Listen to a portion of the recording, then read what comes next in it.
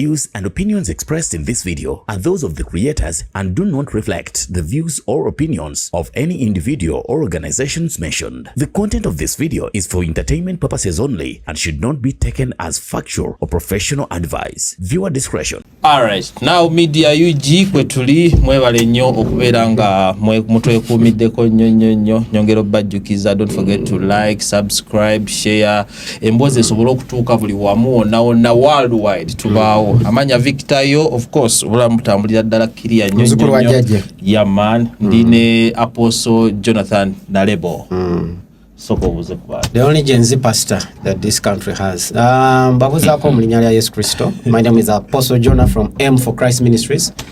First, it's very important that you follow us across all those social media platforms. There's Millennials for Christ Ministries. We are available. The NHR Chancing of Bajukiza is our WhatsApp community 0764 000 197. Guno mwezi tugumalako. So we are pushing to the next half of the year. So I want to remind you people, don't give up on those resolutions yet. They are setting at the beginning of the year. Manyi bwetandika tubikamengales. Tubikamengales bisoboka. Buli muno okubantu tulemererwa. Yes, but awali mukama manyi mukama okukyusa obulamu bwoti yeetaga lunaku lulamba. It can be a snap. No contract. Tingo batulina mugwamu nani ekyo. Nina akantu kenalabye. Ekyo sobulamu yes. Omusajja agamba nti yamugambye nti onaatuuka ku getize ku miryango gy'eggulu. Bagenda kugamba nti natuma abalabe abatume bange bakugambe notakola ki notabawuliriza.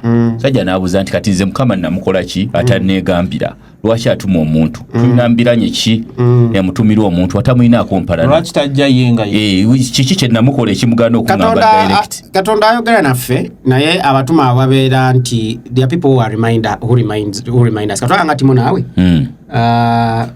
abazadde bakuzaala nawe ina baganda babakulimindinga ngo ovudde mu line ne bagamba nti awantu Timo osereddemu bagamba kochi so bakutereza olina mukyala wa kugamba ko okay olina bakyala Timo si yamutereza so olina nafa kugamba ndi mwana ndikana kamba atabantereza buli omu antereza buli omu akotereza so abatuma abande ne Katonda ina abantu bayimusa to olaba nti ne mu byawandikwa byonna walingawo abantu abali bayimusibwa Noah, Abraham. Amanyi abatume bameka kati abaliwo kati Aposa abamutume ate omulala abala sijja boogerera naye nze nemanyi waliwo Apostle Grace waliwo Pastor Robert Kayanja. They've done a lot of work. Bona omutume abeera apostle sala pastors omanyi there are fivefold gifts of the Bible. Ebirabo biba bitano waliwo ba pastor waliwo ba evangelist waliwo abasomesa waliwo ba prophets oyabira awandikanga buki zisirabanga bwajja mu poyi ekyabantu munange oli bulemu kyabambuuza nti abawandika omuntu omulala gwe tulina wadde tusinnamwanjula naye yeyanjudde tulina Timo on the chat. Timo radio imager radio producer businessman n'ebirala bingi nnyo ajabba abitugamba business zitankana so buuza ku bantu Timo bannange nze Timo omanyi kakati simanyi mwogera mu luzungu mu Luganda byonna tumikisinga shoyo oluzungu ogimala kusobola anti ze solo dogera okukuku eri bangambo oyogera mu sign language kwena raji naye bawulira waliwo oli ashirafu abo omuzungu Timo atumayo prim. Can you please tell him that I want this? Muwereza text okay nature ate simu zaita autocorrect yes akakudda mukagamba this is wrong translate Oluganda gogo ya lulu kwagala isenga kata mu Luganda gogo atoyizo muwe mula bana bukulikeyo mu pateza Arsenal. Arsenal is the biggest club. At least that one is confirmed. It's the biggest club in the world. In the world. How did you confirm? Echora kuboli muwagizi over. No, not really. Tulabye ko celebrations badonga timu ndazo nazi wangu. Ngendeko ku Google. Ne tulaba ne Arsenal biggest club in the world. Of course be bajjo kwagala okko. Ate be bagala lwaki gulwalisa. But for us we saw. Oh, you saw what was in Uganda. All presidents across the continent in Africa they were celebrating Arsenal. But tuda wabweru yonne eri babade ba celebrating Arsenal. Wane Kampala woka. Ba president bonno olimba. Ngani yaganyi. Ate wafa amanye bibi. Sevo yabiganyi yaganyi. President. Oyo president. President is not an elected president. He's a ruler. We are talking about presidents. Okay. That one is a ruler. He's not a president. President yaliom. Tali mugwanga mwamu twala mweki zaidi. That is directed president. Ate wa Cameroon tafugira ku wifi. Kati yatufugira ku wifi. Olako lwayo tugenda batwogera ku nsonga si nyingi nnyo. Basically tugenda batwogera ku media as a general. Yes, media mu Uganda. Naye todduka ku seti tujagatta ku kintu ziza side zeno. Nyisobola okuvaawo n'empaamu musaafi wanaaba atuuse. Naye naavuga kote nebesembayo kweno yeno show uzeyibuzo bya Plot 249 and tutandikirewo ndowooza Timo. First of all, I want to understand media is evolving etya over time okutuuka wano wetuli kati. Media tu evolving paka webeera nti luli yali nkweke nnyo. It was nti kyali kyewunyisa nnyo okubeera ne access ku media ng'omuntu wa bulijjo. Kati media tujja accessinga essaawa zonna gye tujaagala mu ngeri yonna gye tujaagala. Tusobola n'okusosolamu what we want to okutwala ngaffe abantu. Oshegeera tuyina choice. Media kati wetuuse tuyina choice of what we want to, and also it is not forced. Oshitegedde nti luli tetwalina first of all media yatandika jukira nti twalina radio station yemu Radio Uganda. Twongeddeko Sanyu, twongeddeko Capital, twongeddeko radio station zonna endala zi CBS zaani ezagenda maaso nga Simba 97 Capital and Sanyu is 93 eri ya Sanyu is a bit earlier. No, eri no ya 31st 1992 December eno kajira mu January. Osegedde so kati radio ozuli azibeera ntono tetulina choice okujja okuliza Radio Uganda, okujjako Capital, okujjako Simba, ezo radio zitwali tuwuliriza. So involvement is radio ne whatever ogenda nnyo mu media kiba kigazi. Osegedde because you had less media as a word.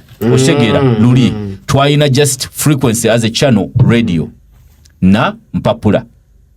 Media was limited to mpapula na radio. Negejja negattako UTV. Osegedde netandiko giraba kigulira lisomebwa nga tulaba Sanyu. Ontegedde so radio ne media bitandise ogejja ne bijja ne ku social media nayo media yeah, media. Actually Facebook are registered as a media house. Yes. YouTube is a media house. Yes, kati media tusobola ekyovola banti kati we tutuuse media is closer to us than before. We can even actually pause it, play it. Si bya bino tijjako radio, but I can pause what I'm watching. Need TV to jiposing. I can rewind what I'm watching. Yes. So we have control over the media. Yes, TV joiner ene ya buli joiner bivyara. Ne haba. Nyina yakusiima. Aina kantu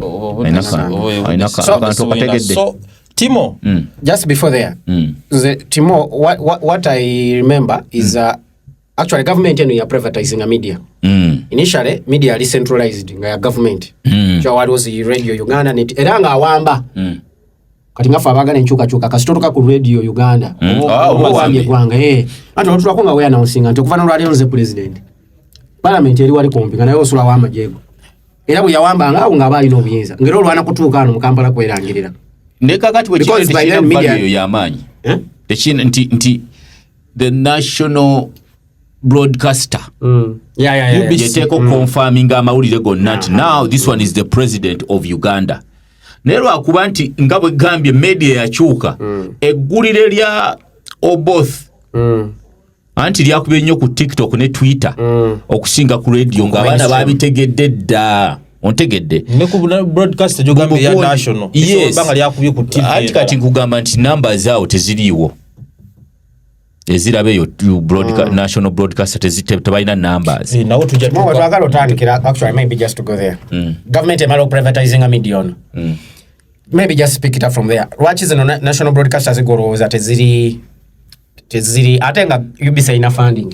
Yes, I was watching Calvin over the weekend and I'm asking my Calvin is still there. Nogera ku equipment government bayibamu ku Asinga. Yeah. But ekisooka obukulu ekiteesaawo eyo kwe kusooka okukulu okusookerwako okulwaninga government programs ezigiyitamu. Buli bw'oteeka ekintu nekibeerako nti newebiranga eri yonna kebere mu USA stations ezimanyiddwa nti no zeza government abantu zibasooka okufunako resistance. Why? Kubanga baba balowooza nti tezina interest zaabwe ezaabamu naddala niwobeera nga wagera government naye ng'omanya nti nja kusaako president abeereko for longer. Tebeera programmed commercial business, tebeerayo nnyo otegedde okufa nnyo kunze anyumirwa. So is it a mentality? Si za kunyumirwa kyekisooka obukulu za kuyiga na kusomesa ontegedde si zammwe za entertainment ebeerako naye I can put off omuntu yenna aliko singa president abalina byagala okwogera mbiraba ate okusoma State TV actually omusomesa yangamba nti State TV is not supposed to be partisan naye ate wano UBC feri partisan yagabye naali muziwe entwala yakala nkanupu tekateekako mbulirayo ye Kenya oba ye Tanzania etali State TV teyina kuba partisan erina laga mwena ino babala terina mu bitabo ne ku ground waliwo ki then ne tuba ne commercial kati ndoza commercial kye kitawanya kyolo mugamba nti kati UBC eremererwa okufuna the commercial side, but I think it's because of all government businesses. But of course, it is entitled. It is government business in Uganda. No, it is entitled to business. It is successful as a business entity. UBC gets adverts, gets which more than NBS. Of course, if MTN releases an advert, UBC gets first and on top dollar, by the way. Anti-business government is on now. Zogamba zigenda ku NBS. Zogamba nti bazijja ku UBC. Waliwo running anga teri ku UBC. We saw them the other day making noise that they are not receiving business. Where? Okay, for example, let's say all businesses of live broadcast. They don't have access to the money. Let's say all businesses of live broadcast. I know solo jitwala ku UBC ngatajitute ku NBS. Katugambe katuwaliwo commercializing it. Na broadcast eyo. Yo only allowed okutapinga ku UBC nga ba broadcasting ebintu byeggwanga ontegedde Ministry of Health is having something fe tutapinga anti kati nkubulire kiri mu business tusobola kutapinga ku NBS tebinkwatako ebyo awayisa awamawulire ge batangambye ebyo byonna kati ebyo nabe mugamba nti simanyi outdoor broadcast simanyi biki live broadcast UBC ebezikoze lwakuba mwe temugiconsuminga ngemuteekeddwa kukola ki ekololo byaliko live ne mwe mwagenda ku NBS oba ne mugenda ku because that's what the market wants because it has promoted itself commercially. UBC teyetaaga teyina yo budget teyina de budget ne webaawo oyogedde ekyokuba nti yaliwo China competition ate yalaga interest zaba mutuma akijjayo yamanyi munyoma nnyo bakama bammwe bwe buzibu bwammwe so Calvin will be there at UBC as long as he serves the interest of the station. Ate njagala bannange mutegeere nti Calvin abantu bangi nnyo bwe mulaba ku TV ne mutalowooza nti nga Calvin yatandika nabaawo nga bayise mu ngalo ze nze bangi bemmanyi ngani gokebeera abawala abasinga basoma amawulire abakola programu eza naddala abalungi beautiful women like who? I've seen them. Me, I don't know their names, but I've seen them. Bambi, we will need to give him his flowers. Like his show has hosted a lot of people. UTV. Yava ku WBS. No, Nalebo waffe by the way. Okugenda ku UTV yava ku UTV ku UBC. Nalebo era. Anti product ya man. Echavaayo nnyo eri mu mawulire. Kisinze kuvayo. Timo. Honestly, that's why you want to compare him to Morris Mugisha. No. Basoma mawulire. You are just not watching. Can me to ask you. After Morris Mugisha, when TV ani Asinga. Omwana aliyo tomumanyi. Bwe ngamba nsobola okugenda ali nga nsobola muzo omuntu yenna. After Morris Mugisha, the other icon that for Melo News is that guy. Who? Senyo. Sebo Oluganda. Jukira wali waddeko Oluganda yoliyo yafa kubukedde. Wali waddeko ngo Oluganda kusinga value nga go. Tewali omulala. Of course. Nalebo. Oluganda teri ajatuka kuwa Frank Warusimbi. Nalebo. Ever. Nalebo. Mu generation eyange okujjako yaba Timo. Musumba kinjalo okutegeeza kiri bwe kiti. There was no time that we ever rated Senyonyi as the best English news anchor. Muyataime Senyonyi wali. Anti waliwo okubeerawo nga gwaliwo. Anti njagala kubuuza. Otegedde kye ngamba nti omubi akira ebbanga. Okay, woba ovude ku Morris Mugisha. That is agreed. Ovude ku Morris Mugisha. Ani ali asoma amawulire. Kakati waliwo omwana Nasinga ne yali nga Senyonjali. Oyo asoma baye wamala. Waliwo omwana eyava ku CCTV e Kenya. Rwanda ekigali oba TV bagita batya CBS omuwala no Arnold Segawa ono wa numbers Arnold yaya ategera numbers nga mibindi era nga bakujjayo nga ne ubagwa ate by the way let me tell you Andrew Chamagero Andrew Chamagero was I'm telling you, yes, I'm telling you with sound and tone and command. Nalebo. Chamagero has a pomp as a person. Ate twetaaga ki? Chamagero watuka mu kifo rolling up as Nalebo. Was Flavia the best of our? Let me tell you. Whatever right now Timo. Ekintu kyogamba nti Senyonyi byali mukola ne mu parliament. It's because as an attitude say eyamawulire that composure that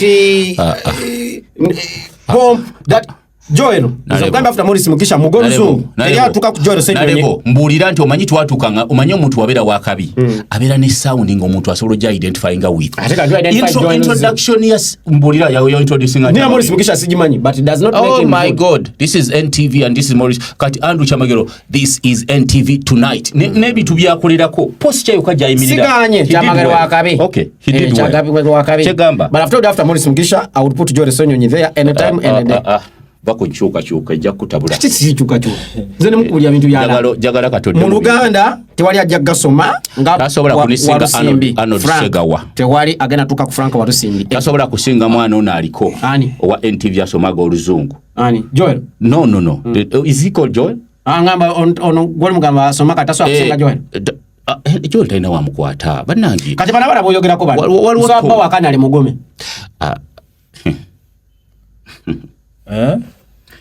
Colonel Mugume is typically a reporter with tone.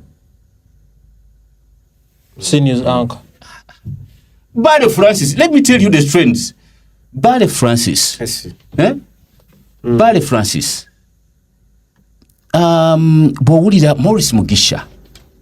Bowulira the tone of Bani. Njagala kutwalira ku bantu waliwo yali asoma amawulire ku Capital. What's that? Rukshana. Not Rukshana. But Rukshana. The command. Patricia Okowed Bukumune. The command. I don't know muvuka gwaita Samayo. Waliwo ba Aisha Sematiko. It's time for you to learn young man. Bahajat Aisha Sematiko. You know, waliwo abantu abatu kati abaliki they were talented news anchors from reporting omanya abantu yamire ekintu aggressive and I appreciate kana njagala tuyige ogambye Bale Francis Morris Mugisha yes Samayo yes Patricia Busega wasagala omwerabe Patricia Okowed Bukumune Andrew Chamagero sagala omwerabe yes where does Flavia Tumusime fall? She's a news presenter. Yes. Kati njagala. Kana Mugume is not there. Kana Mugume is typically me. If I was to choose him to do something, he would be that reporter. I want to get the primary like I would give you also an example. TV. Like I would give you also an example of who is that guy that anchors news English still? Samson Kasumba. He has the tone. And Samson Kasumba. Naye flow ye etankana. Kati katugene kwa NBS ani asoma mawulire obulungi kwa NBS. Rukshana mpozi yavayo.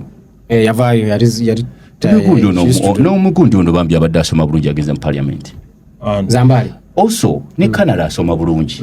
However, his tone and structure and command is not for us. Amawulire ochayagala tukubere izobokano ngama Samson mubi.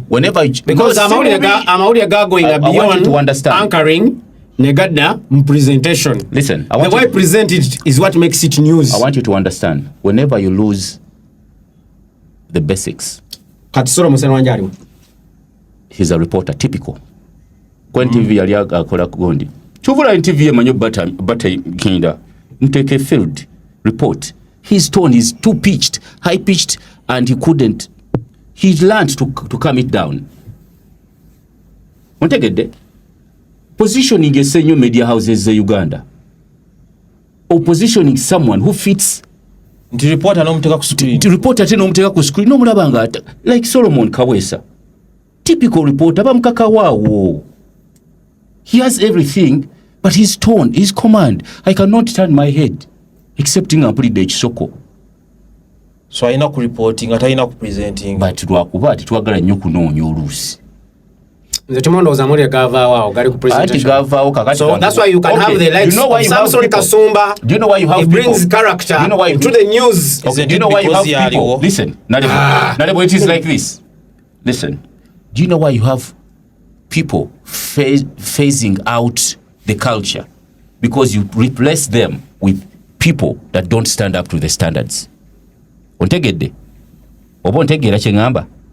If you see a one Douglas Lwanga good on interviews and bichi n'omureplacinga n'omuntu ali weaker, ekyo kigenda far.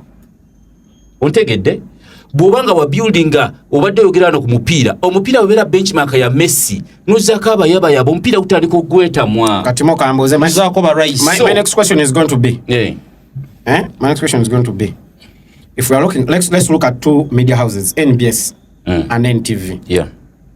Who does news best? Live reporting. Being until there is no media house that edits better news than NTV, and you understand it because there is also understanding what they are reading. NTV will give you an English bulletin. No jitegererawo. Why are they special? Editor ne packaging. Chanti editor amanyani anamusomera eggulire, amanyani anamugira story, ani agenda okubeera mu field. Waliwo olujuzi wennakubira essimu saa kwogera radio station ninga tesobola kunnyonnyola nsonga omuntu ali wanita aliko. Now they are here. Now they are. What are you going? What have you gone to the field to do? Unanagira report wajifunye wani. Who gave you the briefing? Unanagira. So after editing, kirala. Anti amawulire gatandikira mu editors room. Era woddo mwozo musango editor gwe bakwata. Nze Timo, this is what I want to ask. Kakati ne wabeerawo abantu abasinga tebalina ba talent managers aba managing abantu abagenda on air. That one is a talent that represents you. That is the face of everything that has been worked on behind the scenes. So people don't have talent managers. They don't have someone who says, okay, your tone now needs to go a bit lower. Let me tell you something. One time, and I want, and I'm saying this because I respect the person. One time, Chamagero omanyiye muntu gwe nalabako nga wadde nti alina waatuuse asobola okubuuza naye nkoze ntya. One time yali asoma amawulire nangamba leero njagala Jumba ondabeko ombuulire bwe kiri okiraba otya. And I was honest. Ontegedde mugamba ntya ne twogera bye twayogera ontegeera. But most people batuuka mu light, they believe they have made it. So mentorship awo abantu abababiirako ne babula. Timo, nze kyengenda okubuuza kiri bakiti. Nze ngenda kugamba ekyange. I think NBS for me carries the best news in this country. Problem janina kwa NTV yeja. Anjagala ebyoja NBS. Ati nimukunyonyola. Problem. Why NBS? Don't talk about NTV. When I'm watching NTV's news, does not give me what is relevant today or now. What do you mean? Bagenda kwata basonsole babanyo mu story. Basonsole ebyava ebyanita amongo and what. NBS kyagenda okujja nkolere nganze jenzi. Agenda kwata eggulire eryo. Ayogere gwa kwa amongo. Naye buli kibanakonako kwa amongo nga former speaker bajja kundeetera live update saawa eyo. How? Bajja kwata omwana omu atubuulire agende kusomera gye yasomera bamuteekeyo live nti yasomera nga naye aperforming atya edit kyatubuulire babe nga boogera nti okay speaker abadde ali emmere ku Serena bakwata omwana bamusule ku Serena muggulire ngendo ddiraba nga lirimu ebyawo accident webeerawo emisana. NBS tejja ne ngamba nti emisana abantu bafudde 18 akamba bwe yatomedde gundi endala.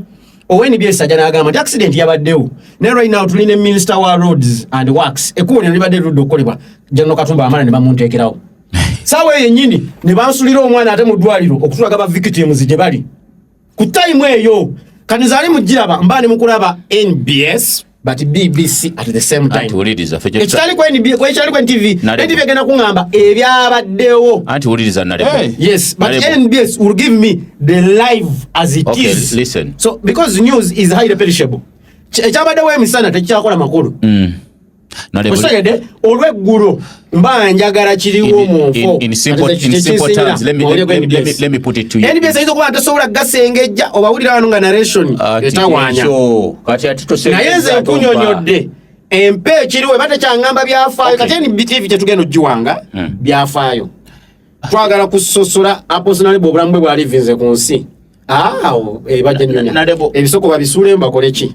Naye eggulire kati relevant twogera ku budget ati kati omwana NTBS akukolera budget walina kutekera ku Ramadan gobe as PS ate ne mulemo okunyonyola nateka uze uliriza ngani ku BBC uliriza Nalebo kyano kutegeza ajintekera wate ne mulemo okunyonyola obwe buzibu bwange bwe mbufunamu kana ali asojita kawo pacha ne mulemo okunyonyola kana imugome ekikulu owana towuliriza kana ndaje kuba najambusa najikunyonyola ngani ngali ku BBC uliriza ngakwata kwa ile kivao wano musajja wa NTV yanyenya principle okumubuza kantu kamu fiscal policy gwe yana kankubulire Nalebo kyotamanyi. Have you ever seen, listen, do you know how much time it takes someone to go on air on NTV? I don't know. But is it the biggest media house? Ratings is agamba is the source. NBS is the biggest media house. It is the big with the building. The building is big. NBS is the biggest media house. There's not much more you can beat King Kadisa. Have I spoken about him? There is actually a found. There is no the bureau. No, tumanyi twagakanira yatunze emigabo. Anti chegamba naye wali oganye konti TV agakani. Naffe tuwadde tugamba. Ne musabira abadde akyogeranga. Nti agakanizi TV. Anyway, media what I want to tell you. NBS is the biggest media house. There's niche. Ate kino kino kibagamba nti mwana kyo ekyani kitu kiveemu mu kinyonyola bubi. Listen Nalebo. Listen Nalebo. NTV. Manyi Timo no mwagala nnyo kuba bino byetusiibamu. Kyekola. Etagetinga omuntu akomyewo ku ssaawa emu nemu whatever happened within the day. NBS nga bw'ogambye etagetinga omuntu nga tajja nakufuna buli obudde n'ebikuwera wonna weebikoze eki webikuweredde naye kati nze alina eddakiika 3 si kyalina budde life span y'omuntu okusigala ku mawulire ng'alaba tekyali omuntu yasomesa yangamba nga nti news is very serious. Anyone who doesn't take news serious then is not the target. Naku zino kakati ate mwasoma mu nsoma enkadde everything is serious now. Kati katunulire NBS n'NTV. In terms of programming, which one is better? In terms of what? Programming. They all target, I think, the same person. However, the standard of being uniform, of knowing that this program belongs here, is what NTV is better at. Consistency. If they cannot even know better, that is on you. I'm saying programming. NTV charagaso. Antichegamba programming. So in 2026 oragaso TV research. NTV endagaru jazera. Listen. Enkwada programming zazo jeza nezi take up. In 2026. Nalebo. Listen. Mu research. Endaga movie. And listen. Mu research. People consume soaps. So kati gwe byogera gwe tokyali noine ebizibu byo. Sekitegeze MTV egobera research. Sintu byo sibya ku program. No, I'm not saying that. NTV ina amasimu bakuba amasimu mu studio. What's the issue with that? It has to be send on X, send a voice note, let me read your WhatsApp in 2026. Even if phone calls are dropping every other day. Even telecom companies are not making.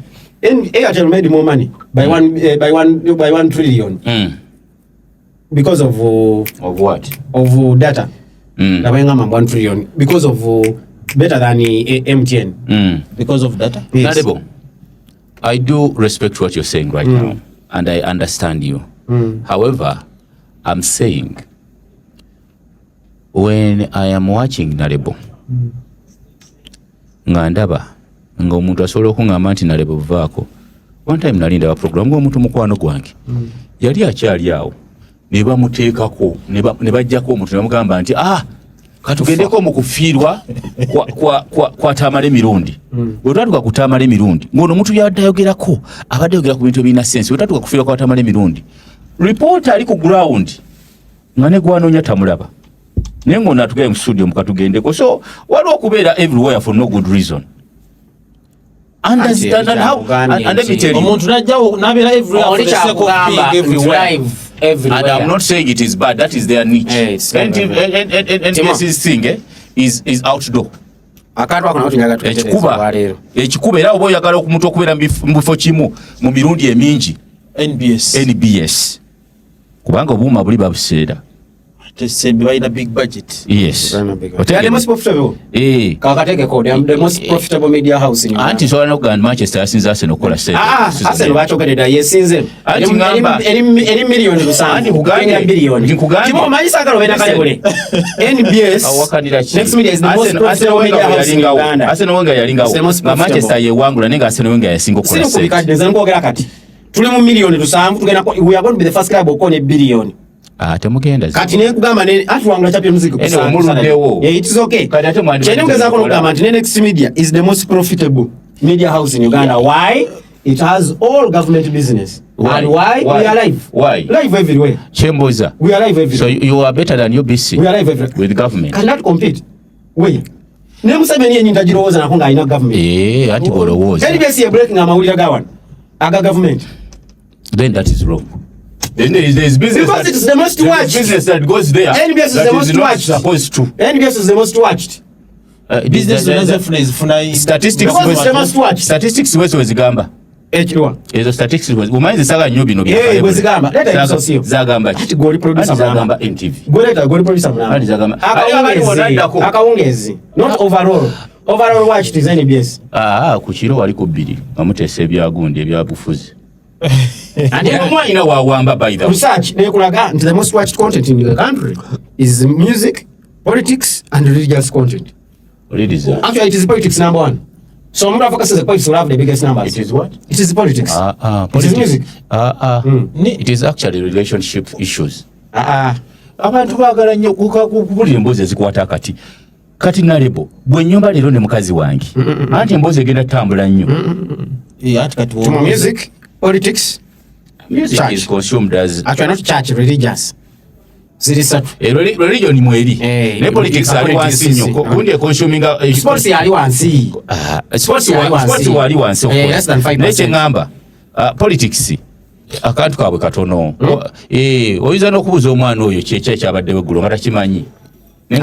Nenga akimanyi. Ati bano that's they were contributing at. Ate be banji. So they were contributing at. Webale. Contributors to the economy. The target here are not the decision makers. NBS focuses on the decision makers. Focuses on me, the CEO. Focuses on me, the apostle. But second, that's why it makes the most money because we are the ones who are controlling the budgets. I have a question. Wogamba nti zero TVs that I can tell you that Golf has more money.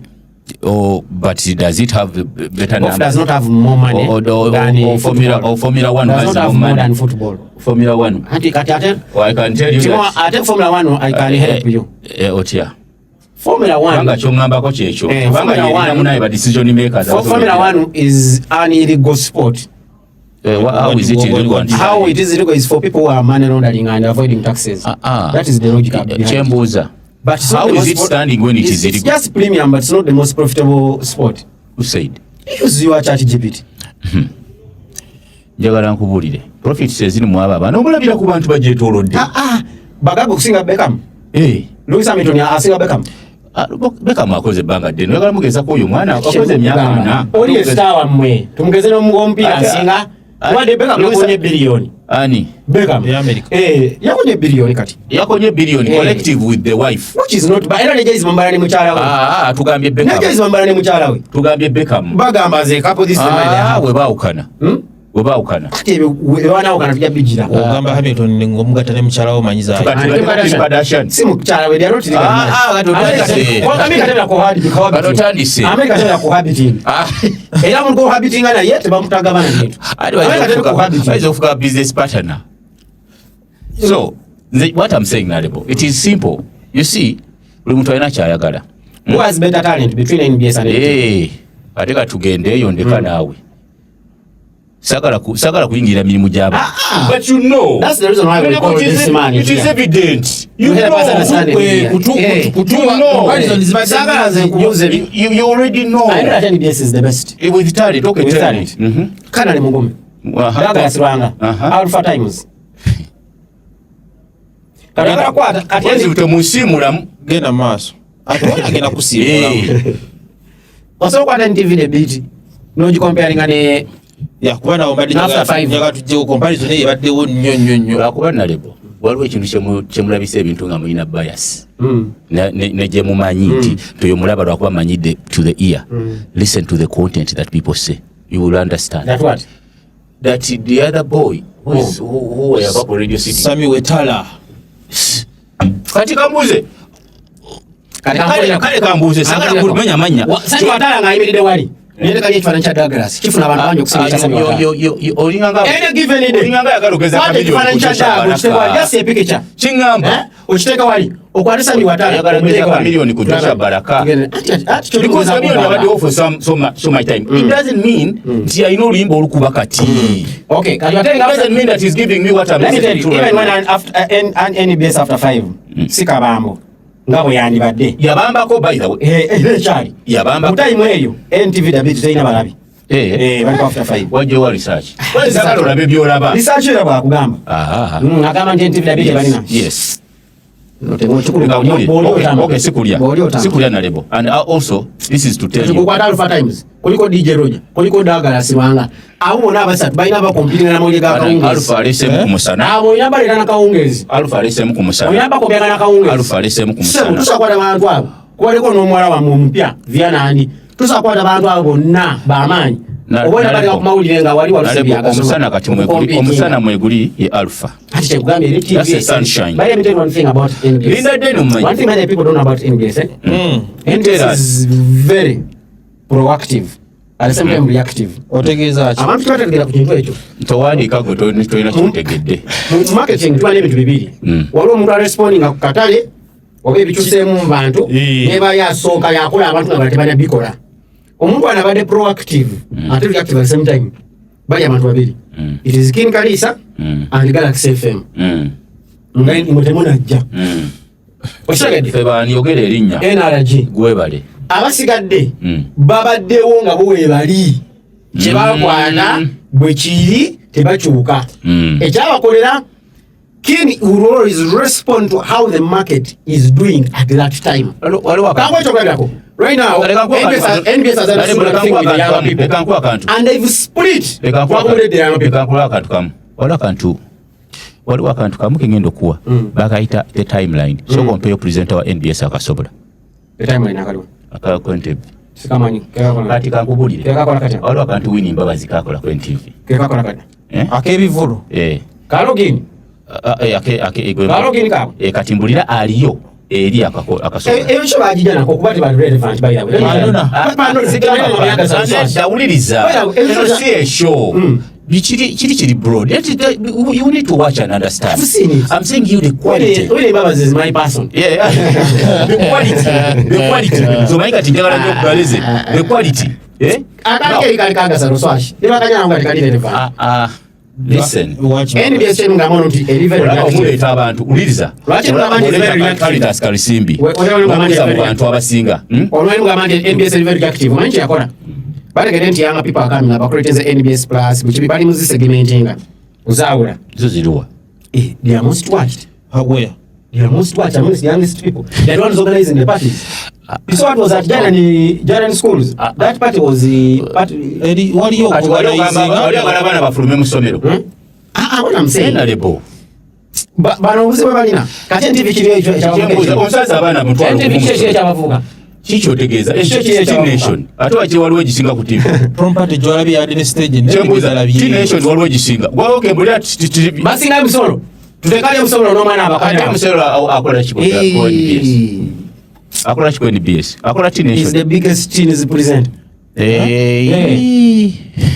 akola T-Nation omwitano ani za T-Nation ajja bange liko shaka shoma ne Grace shaka liko team cash neza mu nenjiraba liko Christopher no mwala yani Pamalaika. Nenda bange ko kusopanda kuva ku kusopanda yawanika anyeriko NBS bagitani NBS ya olo bagitani simanyi kikyo lwaki togimanyi Youth Voice. tobimanyi Youth Voice ate nagira bange eriko Richard kati oyo omwana nagira bange eriko ne kati generation ya Richard Bettina ngeriko ne Victoria kati eyo generation jireke olaba generation ya Richard let me tell you me I'm a very big consumer of content so conventi ndaba nze me first of all nze kugamba nti I used to watch NBS from morning I don't watch to evening nze nalabanga nemanya nti okay ninda sports wa Joel Chugazi omanye ebintu emubeera light until wova ku nnono naye ate bamigundi bwe yajja n'afiiringa gap eyo ono omwana era NBS has the biggest morning show Morning Breeze. Everyone has always been Even, like that. it has been there. They have kept the standards. Mushegede. Spark Sanyuka has also done well. Actually, I'm surprised. Bambi nalima inti teja kola bulungi. Naye they proved their like they have a very big morning show. Yes, Kongone hafi. I'm not here by you to say mbuchi, but I'm seeing what I'm consuming. Yep. So simanyi wompakanya kati mpakanya mbusize zisinga. Tulikumama kakati wetukirira jala kukiririre kirirawo awo okukirira tulina kikwendi BS tulina after 5 the baddest awo kuva ne banga tewali kiriwo yogera banga tegwali Friday amawulira gesawa musamba gani toisinga NTV bulletin yalo ekyamawulire ekyo kinaliwo kyenjalo jewo olawo data pen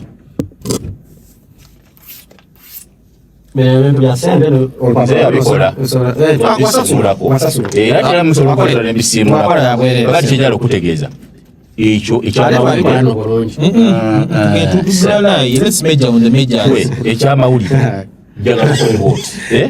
nga bwe twava ku mawulire g'Oluganda ne CBS ne Simba wabaleka tonti abalina obutiba Simba ngaze bwetegulire tuze kuchira tuze kwa 5 after 5 okay so who is there Douglas Ranga Alpha but you know that Douglas is getting the check now. He's so invested in purple skills. Why you see him? No, it's not that he's not good. He has done his time. Yeah, okay. He's not now. Douglas had the best interviews for 10 years. You can say the same, but you can't say the same for the president. You still say 80 to the man. I'm giving you an example. What's the problem? Yes. Douglas had like the best interviews. Which last interview did he do? He have seen very many. Anti atigenda kugamba nti abaana bange bwe basinze okuba interview yasinze okutrending ey'omu Jamaica. Ezo zaali za Douglas. Ya Spice. Bani bana bwabalo. Gugundi Gaga ne Viana Indi. Soft sport for Viana Indi. Don't tell me about soft sports. They are looking at ratings and what went around. Ontegede. So I'm not going to come here and I tell you. So Timo, after 5 closed. And closed with what? There's not when was the last time they had a trending interview? When was the last time NTV had a trending interview? I've never seen one. Kati kangubuze kusembera wano. Wabayagala show. Ngase yokama tyesinga Alpha and Douglas ever seen us because awali Alpha bamujamu ku Spice si yajukana Alpha temulemeza amunyo Alpha tumanya amanyi ge Alpha Timo Alpha yabuza Spice wajja wano kyagala okuddayo nakyo Alpha is my friend, but he struggled with that question. Alpha, ali pressing a cat wa field just a chagani down. Alpha wa field tuzokuza kunategera bagina mweza mu studio agero wati listen interviews of entertainment industry ya Uganda yonna bwetikati omuntu ayitegera kati kwe show ogisinga abalala bamuyita Alpha Times. Kubanga ina wati abiri bize mu pop schemes Douglas Sacha ina bude wa muzanyo yaliko vixen mu video ya Mr. Chef abedda ati Douglas Sacha ni bino abayimbi ko ebya banyimya ku business kama ndi waka Timo katwa crazy after 5 NTV NBS yechina tuze kumwambia kusawa wenu tunaangalia sasa zabo jamaa okay political shows kati ati tukazibe okulina tuna frontline waliyo on the spot zonaze zaba ekikulu ziri mu luzungu kati kisizira luzungu kibo yagala zonaze ebigambo tebitta kati ate ebigambo yo yakabi tosatuka ku ego bigambo sebita yani ya NTV bali kaswana togera amazima gali wegati wobo yagala technical know-hows and intelligence ga capital gang go to NTV for what wowe yagala nakusasira nagonzamu nga kiganye naga nti igamu madamu teacher atugondeze yoli kwa bega ya Uganda telishwa singa muza politics ku TV telisinga barometer mu Uganda teli gisinga tu eto agrize yes yesinga igo ebigambo bita singa igo Ego is big. Ego is bigger. Okay, is that political? Na kuuliza. Sawa ulize. Yona sport omusajja jako no yomwami owa Kamara. Avoid Kamara for the social media abadde ko ebanga. Waliwo show yayitanga for the stage bajijawo yakanga okusanga ekiro. Yakanga ko akristo bole. Kamara omulabe ka. Yeringa ne ya Friday wano jabakola NBS ya media round up. Kati mukugamba. Kamara. Uliza. Kamara. Omukomera kwa front line. On the spot, from me. Kamara is it. So the numbers are not. Is that the number? And Kugambi, if you want numbers, listen, Nalebo, if you want arguments, Oti, Naguru. If you want content and numbers and the intellectual speech. NBS.